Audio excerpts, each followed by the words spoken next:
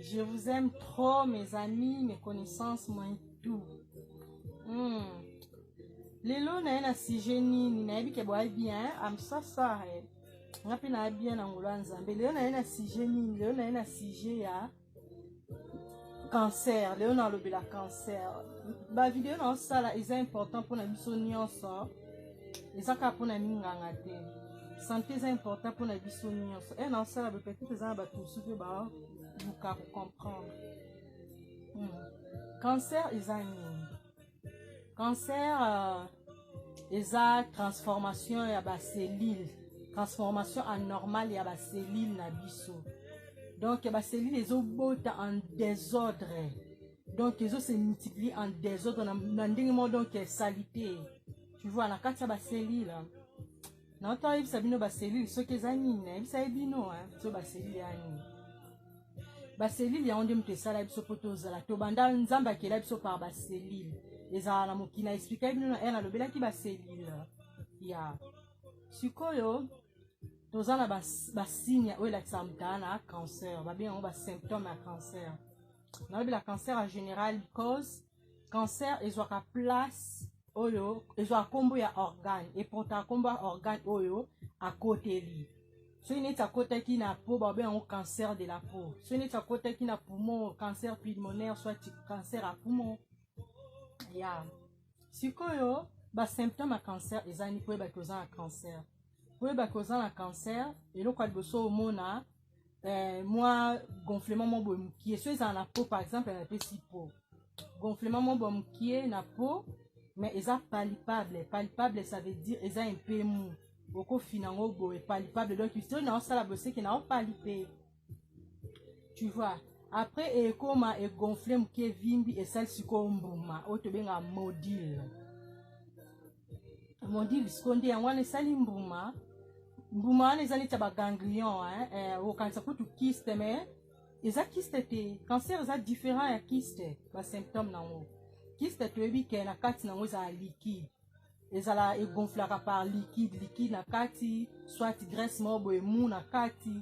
Mais cancer et bandara neti bongo mais ça kyste te ça cancer kyste ya bénigne cancer za maligne sikoyo wana eza symptôme ya liboso au sentir soki par exemple neti eza na peau. Deuxième symptôme eza par ba o bazala na ba grain de beauté na ba tache de beauté ba grain de beauté soki changer forme pe aspect donc mon a grain de beauté na yo ndenge za nango mukie bo mona ngo evimbi lisusu soit échanger forme soit comment saigner tu vois il y a un deuxième symptôme il y a cancer. Troisième symptôme à cancer eza ba saignement eza ba saignement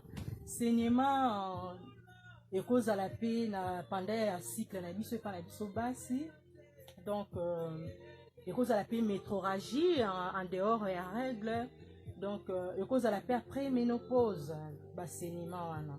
Tu vois, soko remarkango, babiloko na olo baso remarkango, il faut que le médecin peut-être comme déjà problème. Quatrième eza ba maladie eza résistante. Donc résistante ba maladie comme cause à na kosu moko ewumeli, et c'est là ba 4 semaines, ils aussi la té, ozo kosola neti, koko son quoi bakosukosu bongo donc ils ont vraiment expliqué ce que ça la fièvre mais la fièvre pas tellement vraiment ce que ozo koka komela biloko te agglutination ya biloko ozo koka ko ezo kita na passe ndenge angine salaka tu vois mosusu cause à la plaie moko et umeli ezo sila te parce que plaie umela nango te so ozoki e ko sa nango ta ba 2 semaines une semaine soit peut 3 jours mon apika oki nango. Mais on a hormone ekaukate donc ba plewana et pas na biso basi hormone mai komo bima na mabele mai ezobima na mabele so moni mai ezobima na mabele na lobite ke mai nyonso bima na mabele to ba métrorragie nyonso to sala qui est causé par cancer non les appelle la maladie la ba mususu mais il faut que mona munganga c'est très important. So moni mabele no ezobimisa mai yo na loboti to za nzemi te lote mabele ezobimisa mai donc eza signe moko ya bien te mais elobi kaka te ke ekozala cancer tu vois nga na pesaka basymptôme oyo ya cancer ya ekozala mpe moko ya basigne oyo ya cancer. Donc il faut okeba bafatigue excès du poids inexplicable yango il faut ko excès de poids ya tolia il faut toyebaka biloko nini tozolia eza vraiment très important tu vois.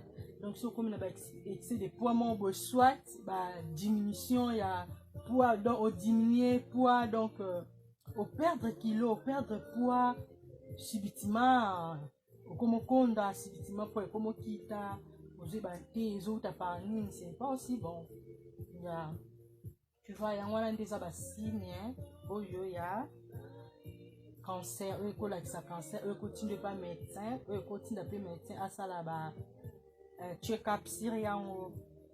toke lisusu na kote ya sikoyo bafacteur de risque.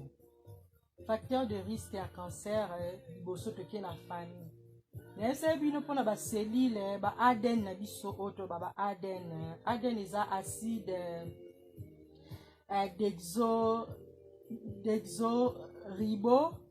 deoxyribonucléique ya ADN wana oyo ezala na kati ya baselile na biso wana donc soki mpe epanzani na ndenge mabe ekocreye mpe bacancer wana yango tozola bato otala siko na kote ya famille mpona bafacteur de risque tu vois. Donc parce que ADN eza puissant talaka nde tozala na banyama biso na banyama toza kaka na différence ya 1% ya na ADN kaka moko ya 1% mais tala nde toza différent tala nde toza différent na nyama kaka 1% de tokozala 99% toza ndenge moko tu vois.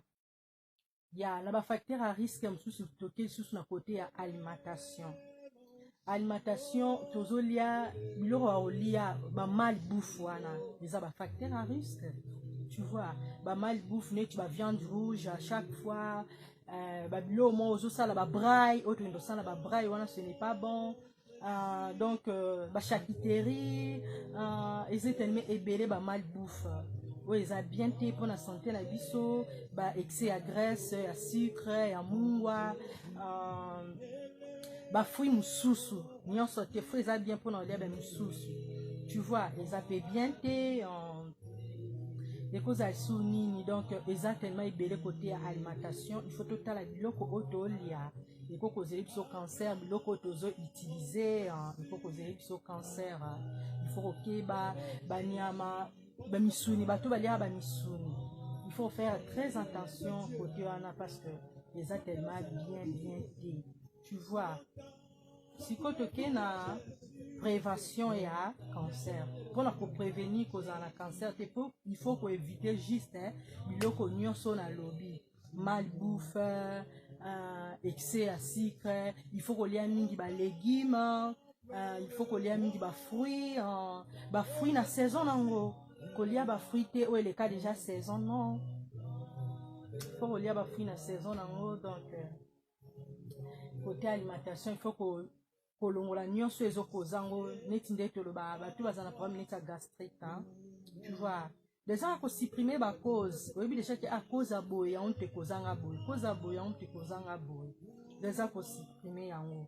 Sikoyo toke na nini toke na traitement ya cancer traitement liboso na cancer toza na chirurgie mais médecin pa kosala na ye chimiothérapie avant après ça n'est pas chirurgie soit à cause de la chirurgie après chimiothérapie sikoyo il faut kotala nanu évolution ya cancer avant tokoma na traitement na cancer évolution cancer ekozala métastase ça veut dire donc ezokende kosollicite te mais ezokende koprovoke baorgane mosusu oyo baza na cancer te.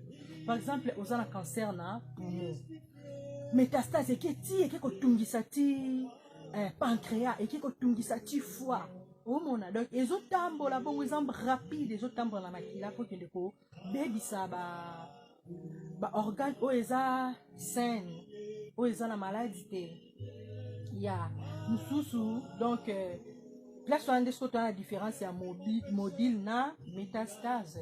Différence module nde nayebisi bino mbuma tout consort après métastase ekomi soki kobebisa yango soki ekomi dangereux, tu vois. Ya sikoyo tokoti na côté ya traitement. Na traitement toza na traitement chirurgical. Na traitement chirurgical médecin akolongola tumeur. Tumeur ça veut dire eza neti forme ba ribon ba masse moko boye mais tumeur eza dangereux, eza sous forme ba lipome, lipome donc ba masse kaka neti ba ribon ba nini siko médecin akoluka alongolango, tu vois. Mais métastase wana siko eko médecin alongoli yango, médecin alongoli nini wana eko pe kokende tina ba organe voisin yango moni faut chimiothérapie elandana na radiothérapie, il faut elandana parce que radiothérapie mosusu bakosala ezaki bainjecte yo kisi substance moko boye parce que na nzoto na biso tozala déjà na biloko esalema déjà bongo eza na basubstance, tu vois, surtout na baselile na biso bakoinjecte yo kisi wana kisi yango na bosani nkombo na lobango hermo, tu vois, bainjecte soit basali na appareil na bango ya radiologie